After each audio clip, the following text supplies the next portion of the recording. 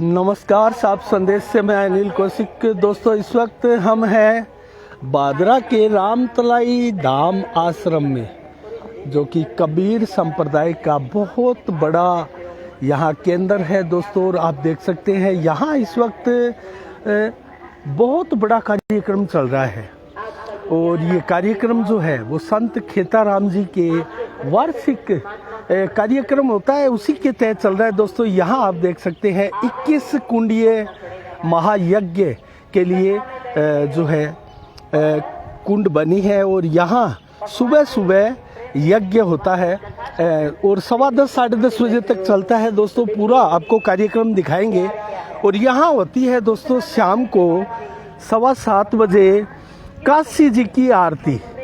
बड़ी संख्या में लोग यहाँ आते हैं, वो भी आपको आज लाइव दिखाएंगे। और ये कार्यक्रम है, आप देखिए, श्रीमद् भागवत कथा विशाल संत समागम। तो ये कार्यक्रम है 19 मई से चला है, 26 मई तक चलेगा। कथा प्रारंभ है, महालक्ष्मी यज्ञ है, भव्य कीर्तन है, विशाल सत्संग समागम है, काशी जी की आरती और एक फिर लास्ट में अंतिम दिन शिव प्रतिमा में पर्वत का अनावरण होगा, जो कि दोस्तों क्षेत्र के धुरंधर भाजपा नेता राजेंद्र राठौड़ के कर कमलों द्वारा होगा। संजीव बेनीवाल भी उसमें शामिल होंगे। और यहाँ आप देख सकते हैं सेवादार बड़ी संख्या में यहाँ है, दीवान जी शर्मा है। और दोस्तों हम पूरी कवरेज आपको दिखाएंगे। अभी कथा जो है वो चल रही है, श्रीमद् भागवत कथा। तो कथा वाचक जो है वो शक्तिपुरी जी है और उनके मुखार बिंद से जो कथा, और यहाँ भंडारा भी दोस्तों अनवरत चल रहा है, उसका भी हम आपको दृश्य दिखाएंगे। यहाँ गुरु जी भी बैठे हैं जो है श्यामानंद जी महाराज, उनसे भी मिलेंगे। और दोस्तों उससे पहले मैं आपको थोड़ा कथा भी दिखाऊंगा। और यहाँ मैं भंडारा आपको दिखा देता हूँ, जो कि भंडारा चल रहा है लगातार। यहाँ आप देख सकते हैं दोस्तों, यहाँ जो है वो भंडारा चलता है रोजाना 100-200 आदमी। और दोस्तों 26 तारीख को मुख्य भंडारा है। यहाँ चतुर्भुजी सैनी है जो कि प्रमुख संचालक है। यहाँ पूरा जो भोजन की व्यवस्था है उसके उनसे बात करना चाहेंगे। नमस्कार चतुर्भुज जी। नमस्कार जी, सच्चाई। चतुर्भुज जी, क्या कार्यक्रम भंडारा का यहाँ रहने वाला है? कितने लोग आने वाले हैं? यहाँ कम से कम 15,000 26 तारीख को सुबह भंडारे में आएंगे। लोग आएंगे। और 25 तारीख को शाम को जागरण है और कम से कम 3,000-3,500 आदमी के बीच में मतलब भोजन होगा। हाँ, तो रोजाना 19 तारीख से चला आ रहा है। 19 तारीख से सुबह शाम दोनों टाइम मिला के लगभग 1500 आदमी निकल रहे हैं रोजाना। हाँ, सुबह नाश्ता होता है, उसके बाद दोपहर में खाना होता है, फिर शाम को खाना होता है। कितना बड़ा प्रोग्राम है आज तक? पहले क्या ऐसा प्रोग्राम? पहला ऐसा प्रोग्राम इसे यहाँ पे नहीं देखा ना? नहीं देखा, पहली दफ़ा मेरे हाथ से तो पहली दफ़ा हो रहा है। अच्छा, चलो बहुत बहुत धन्यवाद। तो आप देख सकते हैं मिठाइयाँ बूंदी बन रही है बड़ी संख्या में। और यहाँ ठंडाई बनाई जा रही है क्योंकि गर्मी का मौसम है। स्पेशल बुलाए हुए हैं। अच्छा, सूरत से स्पेशल कारीगर आए हुए हैं। सर क्या नाम है आपका? सुनील नाम है। सुनील, तो सूरत से आप यहाँ आए हैं, कैसा लग रहा है आपको? बहुत अच्छा, इतना बड़ा भंडारा नहीं देखा है। इतना भंडारा नहीं देखा सूरत में भी? वहाँ आप रहे? हाँ, होता है 10-5 आदमियों का होता है, इतना बड़ा नहीं होता है। अच्छा, हाँ। तो बादरा कैसा लगा आपको? बहुत बढ़िया। तो मन लग रहा है यहाँ पर? हाँ, मन को नहीं लगेगा। चलो बहुत बहुत शुभकामनाएं। तो दोस्तों आपने देखा, हम महाराज जी से भी बात करेंगे। और मैं आपको दोस्तों यहाँ देख सकते हैं, आप हलवाई बैठे हैं सारे। और यहाँ आप देखिए लाइटिंग की व्यवस्था आपकी होगी। हाँ जी। तो क्या इतना बड़ा कार्यक्रम देखा आपने पहले? मैंने पहले भी कराया और अब बहुत ही बड़ा कार्यक्रम है ये तो। और आज कल ये इसका वो लास्ट दिन है। तो और आज लाइटिंग सेवा यहाँ रहती है? लाइटिंग सेवा मेरी उपलब्ध है 7 दिन से लगातार। अच्छा, चलो बहुत बहुत धन्यवाद जेपी जी। तो ये थे जेपी जी। दोस्तों हम इस की कवरेज करने जा रहे हैं, जो कथा का वाचन हो रहा है।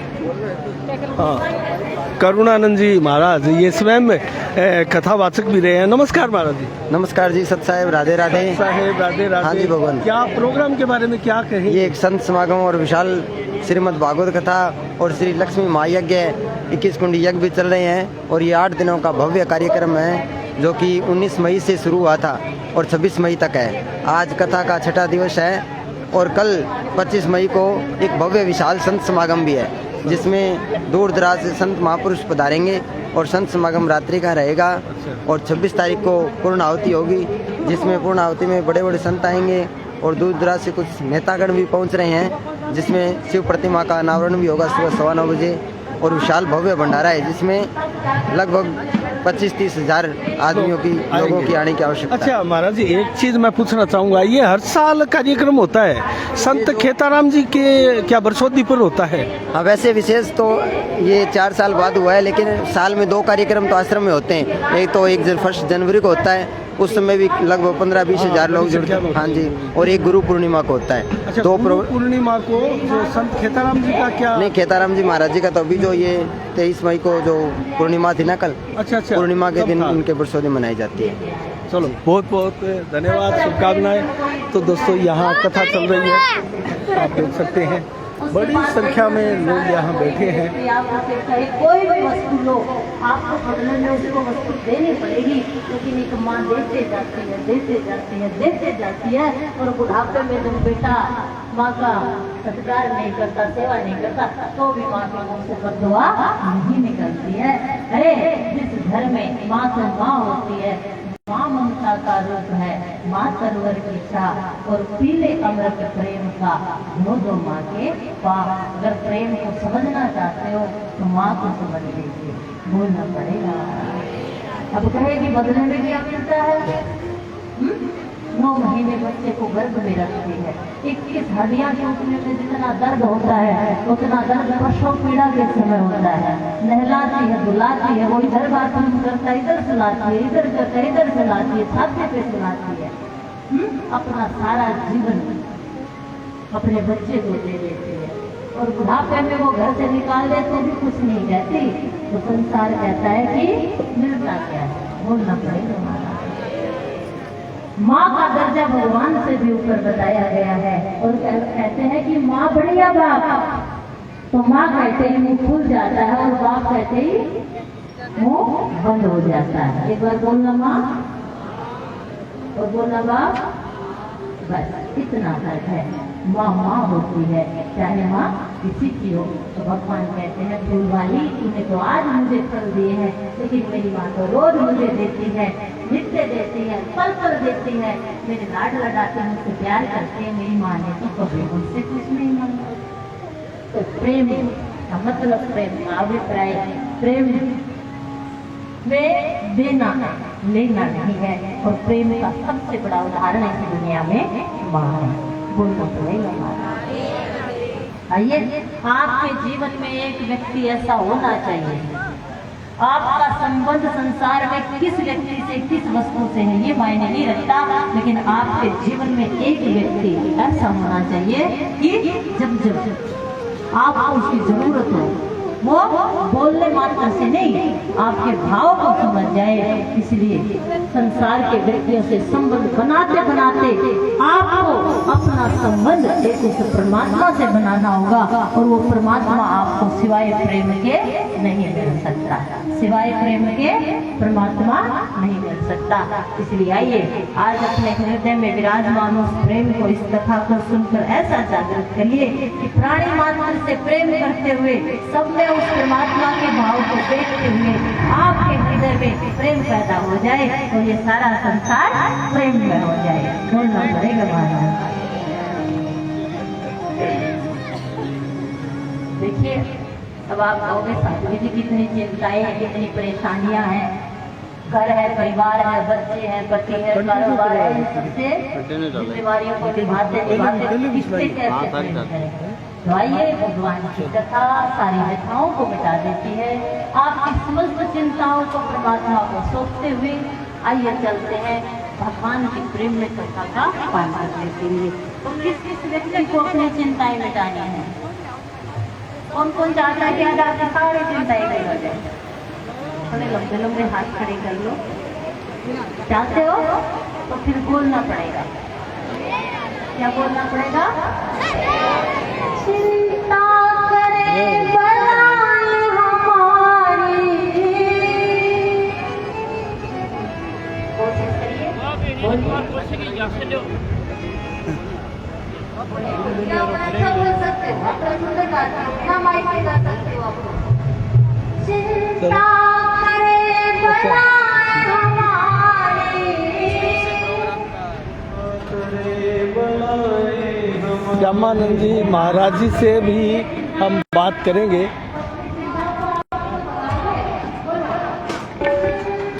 यहाँ अनूप जी भी बैठे हैं, अनूप जी से भी बात करेंगे। अनूप जी का ये कार्यक्रम यहाँ है और मैं सबसे पहले आपको यहाँ दिखा देता हूँ संत खेताराम जी का भव्य वो मंदिर। ये हॉल है और यहाँ ये है दोस्तों संत खेताराम जी का वो मंदिर जो अपने सर पर सिगड़ी, जलती हुई सिगड़ी लेकर चला करते थे बादरा में, और उनका ये स्थान बड़ा पावन और यहाँ पतित है, जहाँ बड़ी संख्या में लोग आते हैं। यहाँ भी वो पहले कभी बैठा करते थे।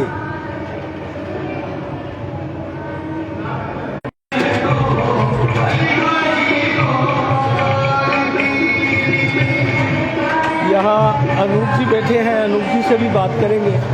श्यामानंद जी महाराज अभी आने वाले हैं। नमस्कार अनूप जी। नमस्कार जी। अनूप जी, आपने भी यहाँ जो रामतलाई धाम है उसके पार्क में एक पर्वत बनाया है, उस पर भगवान शिव को बिठाया है और उसका अनावरण 26 मई को होने वाला है, जिसमें बड़े बड़े नेतागणों का आगमन भी हो रहा है। राजेंद्र राठौड़, संजीव बेनीवाल और भी कई नेता हैं। तो किस प्रेरणा से ये बनाया गया और क्या कहेंगे इसको लेकर आप? ये प्रेरणा तो हमारे गुरुजी की है, श्यामानंद जी महाराज की।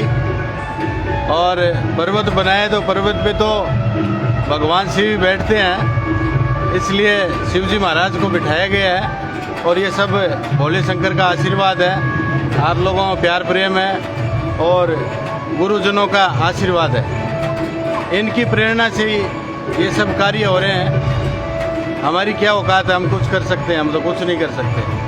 एक इससे पहले एक शिवालय भी आपने हाथीपुरा में बनाया था। बड़े धार्मिक आप विचार रखते हैं, क्योंकि साथ में राजनीतिज्ञ भी, ऐसा बहुत कम देखा जाता है, क्या कहेंगे?